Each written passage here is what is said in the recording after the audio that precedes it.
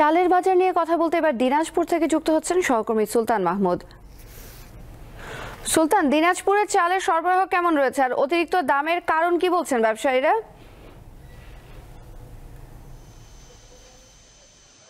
তৌসিয়া, আমাদের দিনাজপুরের চালের যথেষ্ট সরবরাহ রয়েছে, পাশাপাশি কিন্তু ভারতীয় চালও এখানে রয়েছে, যার কারণে চালের কিন্তু কোনো রকমের ঘাটতি নেই। তবে এখানে যে দিনাজপুরের যে এখন যে আমন মৌসুমের যে ধানগুলো পাওয়া যাচ্ছে সেটি হচ্ছে যে গুটি স্বর্ণ, সমন স্বর্ণ এই জাতীয় যে ধান থাকার কারণে তবে এই যে ধানের যে চালটি উৎপাদন হচ্ছে সেটি কিন্তু গত এক সপ্তাহের ব্যবধানে 1 থেকে 2 টাকা পর্যন্ত কেজিতে বেড়েছে। তবে সেটি আবার খুচরা বাজারে গিয়ে কিন্তু সেটি আবার আরো বেশি প্রভাব পড়েছে, যার কারণে আমাদের আজকে যদি বলি তাহলে দিনাজপুরের যে গুটি স্বর্ণ চালটি রয়েছে সেটি কিন্তু বিক্রি হচ্ছে দিনাজপুরের যে পাইকারি বাজারে 48 টাকা, সেটি কিন্তু খুচরা বাজারে গিয়ে সেটি আবার 52-54 টাকা পর্যন্ত বিক্রি হচ্ছে।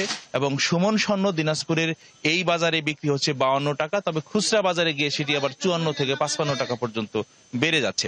তবে সবচেয়ে বেশি চালের দাম বেড়েছে সেটি হচ্ছে BR-28 এবং BR-29 এবং মিনিকেট জাতের চালটি।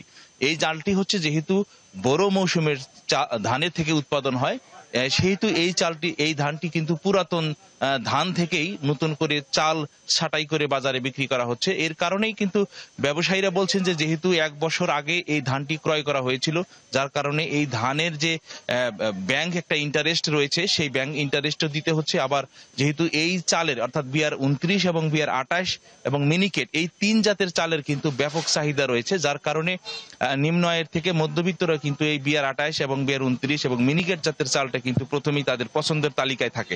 সেই কারণে কিন্তু এটি বাজারে বিক্রি হচ্ছে। আজকে যদি আপনাকে একটু বলে রাখি, BR-28 দিনাজপুরের পাইকারি বাজারে বিক্রি হচ্ছে 66 থেকে 67 টাকা, এটি আবার খুচরা বাজারে গিয়ে কিন্তু 72 থেকে 73 টাকা পর্যন্ত বিক্রি হচ্ছে। BR-29 পাইকারি বাজারে 62 থেকে 63, সেটি আবার খুচরা বাজারে গিয়ে 64 থেকে 68 টাকা পর্যন্ত বিক্রি হচ্ছে। মিনিকেট চাল কিন্তু এই পাইকারি বাজারে 76 টাকা বিক্রি হলেও খুচরা বাজারে গিয়ে সেটি 72 থেকে 73 টাকা বিক্রি হচ্ছে। তৌসিয়া।